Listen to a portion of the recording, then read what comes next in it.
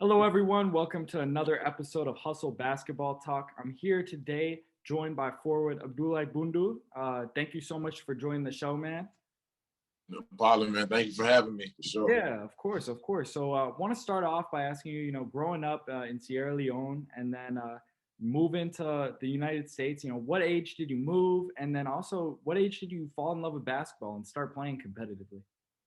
I grew up in Sierra Leone, West Africa. I came to America around between 7 and 8, the ages of 7 to 8. Uh, Can't remember specifically. For me, in terms of basketball, I actually didn't pick up a basketball till I was in the 8th grade. okay. That's when I first that's really when I first got introduced to the game. Thanks to my middle school coach. I was never really into basketball. I never really heard of basketball. I was a soccer player. Yeah. My middle school coach, he saw me walking down the hall, stopped me to ask me if I've ever played basketball. I said, nah. He's like, would you like to try? I said, I would. Yeah. But, my parents were they weren't really the sports type of parents, at the moment. Yeah. So he was able to talk to them. I gave it a shot.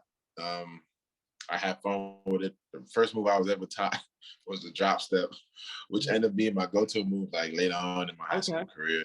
Yeah, but I really fell in love with it and really started taking it real seriously.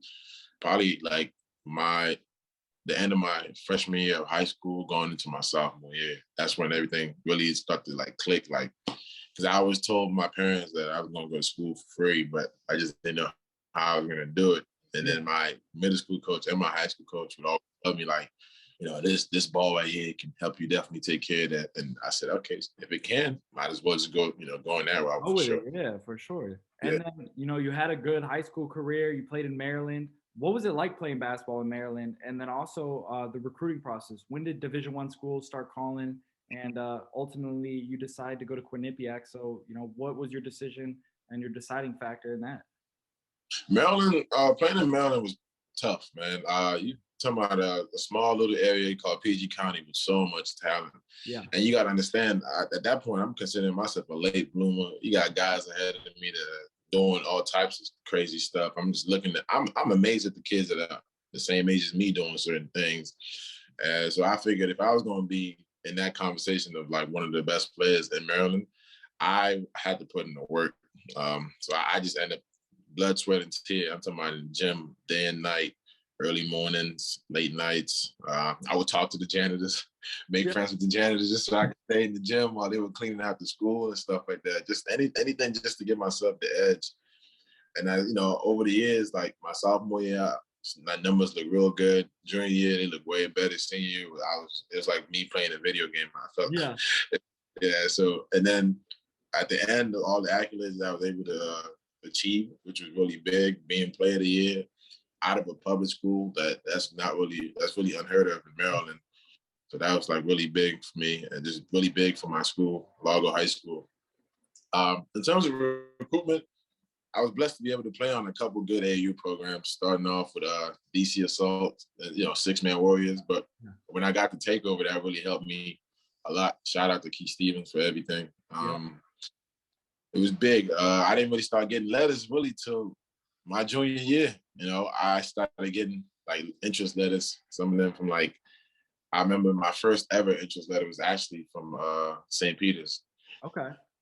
New Jersey. That was the introduction of the MAC conference. See right there, right into Quinnipiac. So after St. Peter's, I started getting other schools like Kennesaw State. I started getting George Mason, VCU, Quinnipiac came into the picture along with LIU. So I ended up getting a pretty decent amount of schools. And I took visits. I took unofficial, I took officials. I have always wanted to go to VCU. Yeah. Unfortunately, things just didn't work out in that situation. But Quinnipiac was another fit that I technically loved just because of the style of play and the player that I was. Growing up, I was doing what I did best, which was dunk the ball, run the floor, block shots, and just finish around the rim before I even got shooting mid-range jump shots and stuff. So Quinnipiac, I saw their style of play. I think when I got there, they were number one in offensive rebounds per game in the country, or just rebounding. They were always in the top 10 in rebounding and stuff. A hard-nosed team. They really played tough. Yeah. And, me being where I'm PG County, toughness is like a thing. So I ended up, I consider myself like a blue collar kid. So I loved it. I loved the visit. The players were nice. The coach really wanted me. And I could tell even from when I committed and went to the summer school, like just how everything was going, I just knew it was going to be a good 4 years for me. Yeah, that's awesome, man. And then, like you said, you stayed 4 years. You had a Yeah. great experience there. A lot of kids Yeah. nowadays they transfer and stuff. Yeah. What really contributed to you staying 4 years? It was that loyalty. It was the fact that you had that relationship with the coach. Is that what kind of you there? I believe it or not, we ended up getting a new coach. Okay. I have like our second year, we ended up getting a new coach. My first 2 years, I was going to stay.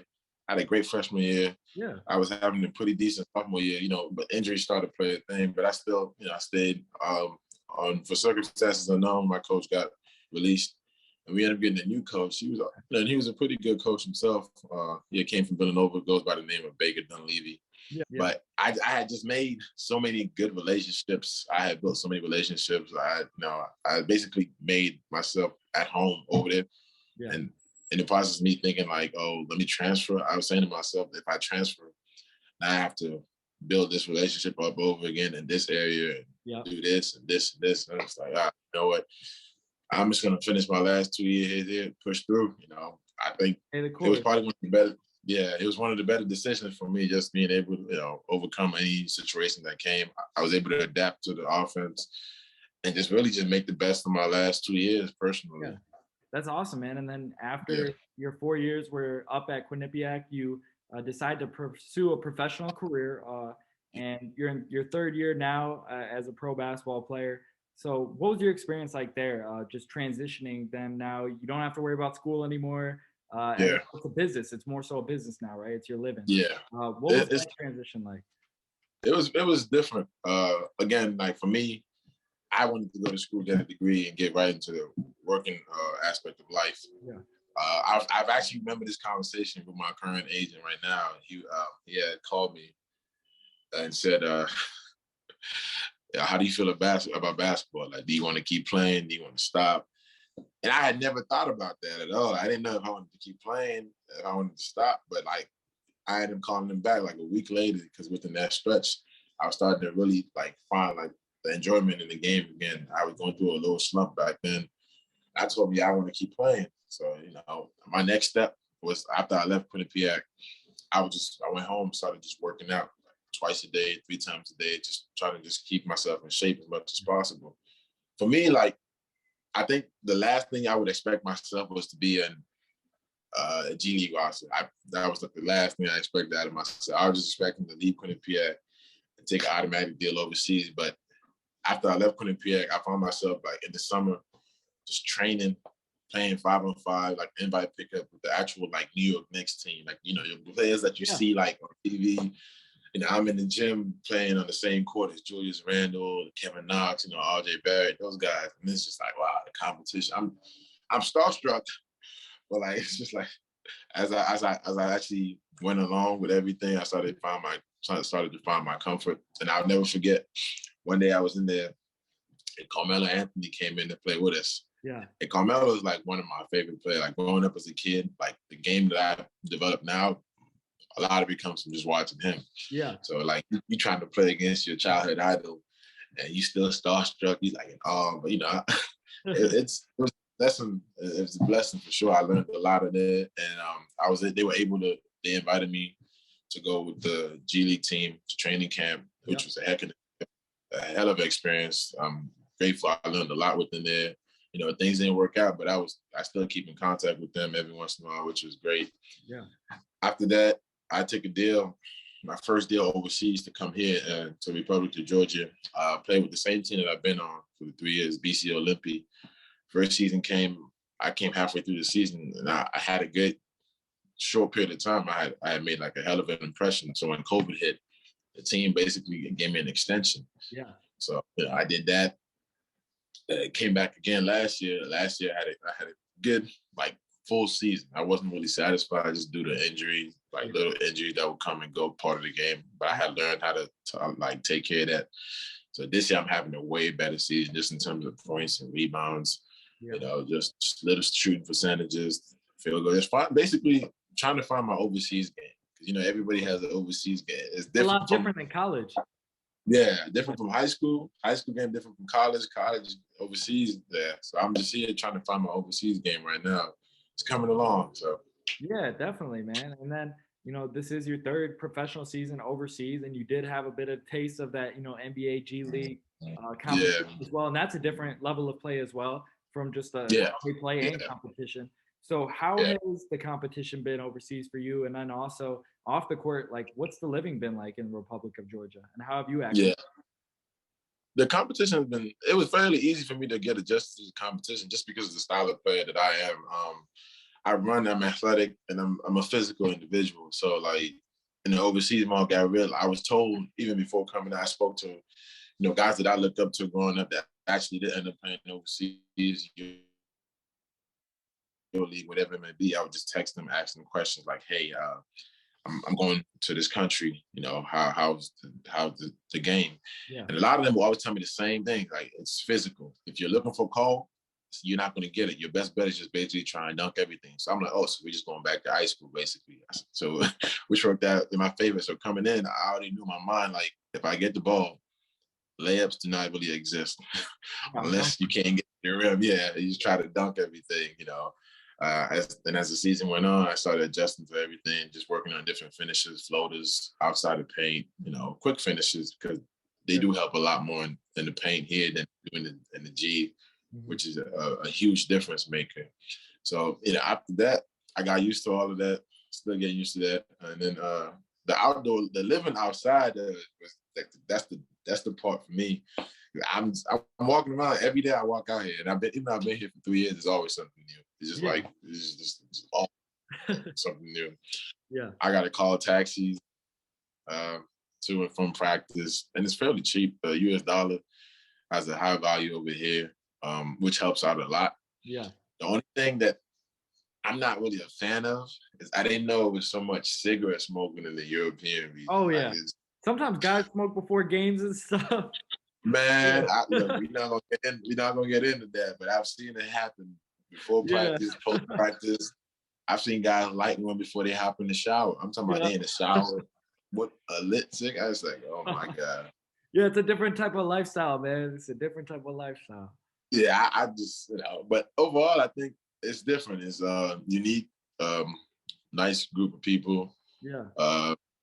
Great individuals. The food is good. The culture is different. Like you're always learning something new about the culture. So it's definitely an opportunity and a blessing, and you learn to appreciate literally what you have back at home. Especially, I'm from Maryland, so it's two different sides of the world right now. Yeah. So I've developed more of appreciation for everything at home, just because I'm away from it for so long. I see how other people's lifestyles are, and all that. That's really big. That's awesome, man. And like the fact that basketball has been able to take you, across the world and allowed you to, grow in these experiences and see the things you've seen, like that's a special thing in itself, man. And gaining that appreciation for that. And then through your long basketball career thus far, since playing competitively since 13, really, what has been your favorite memory? Favorite memory, man. I think it's probably high school. When I won Player of the Year, not knowing I won Player of the Year, which was the whole fun. Yeah, so like in my class, it was we had so much talent. Those guys were really good, and Markel Force, Orlando Magic's. Yeah. He was like, we were taking the picture for the All Met first team. Yeah. And we were all standing there, and I think he had just won the WCAC Player of the Year. So I'm like, man, that's crazy. I said to myself, he definitely won Player of the Year. Like, dude's been killing all that. I didn't even think of myself, and just in terms of like me winning Player of the Year, because I went to a public school, and where I'm from, like everybody always say private school, but I was always trying to prove it the other way, public school, private school. So we were just standing around, and the cameraman asked, so who's the Player of the Year? We just looking around like everybody had pointed at Markel. I pointed at him too. I said, I think he got the Player of the Year. And some guy comes out of nowhere, starts reading out like the awards. It said player of the year, Abdulai Bundu. I was like, what? You're like, me? I said, you told me that? Yeah. He said, me? He said, yeah. I said, you sure about that? I even double checked. I said, you sure? I mean, maybe defensive player of the year, I can get it, but player Yeah. of the year? He said, yeah, man. Yeah, and no, I was in awe. I was just shocked the whole time, man. I was like, that's crazy. But I think it was so memorable to me because of all the hard work getting to that point. Like Yeah. I spent so much, I invested so much just working on my game each and every day, just trying to prove myself each and every time. And just being able to get that type of recognition was just a blessing. Yeah, definitely, man. That's awesome when you see your hard work really pay off, and especially when you least expect it. Like you hope, right? You hope it'll pay off, and then when Yeah, it finally does, that's a real blessing, man. So that's awesome. yeah. Outside of basketball, what are your interests, man? Who are you off the court? Outside of basketball, I'm actually a pretty simple person, man. I don't really do much. I read. I'm currently reading this book right now. What is that? The Way Way to of the Superior Man. Superior Man? Okay. Yeah, that's my current reading right now. So I spend a lot of time like being overseas because I have so much time. Yeah. I just try to use it like wisely. So I read books and I hang out with the Americans. We'll play like card games. They've been teaching me like a bunch of new card games. I've never played spades. I never played just 21. It's just different games. I've never played card games. So I do that. I'm very big in terms of involvement in the community, even when I was back home and at Quinnipiac. So I try to do the same thing here. I've had instances where my team had bought like nets for the local courts outside, and then I would just go up and put the nets up for the kids and stuff like that. Just try to be productive with my time. Just try to give back to those that especially come to our games, support us. Just try to be just a role model because I'm one of those people. I believe that you never know who's looking up to you. I was one of the kids. I probably never seen a day in my life. They come up to you asking for pictures, like, oh, I love your game, this, that, and the third. And then I just like, man, I never really think of all that type of stuff, bro. You don't want to take it for granted either. Nah, not at all, man. Stuff like that is always in the back of my head. Like I try to be the best model I could possibly be because like I said, I never know who's watching. So Yeah, definitely, man. That's awesome. And then yeah. I'd like to end the show with, what's your why? What's your motivation every single day you wake up to be the best person you could be? I think it's my family. Yeah. I'm a family-oriented kid.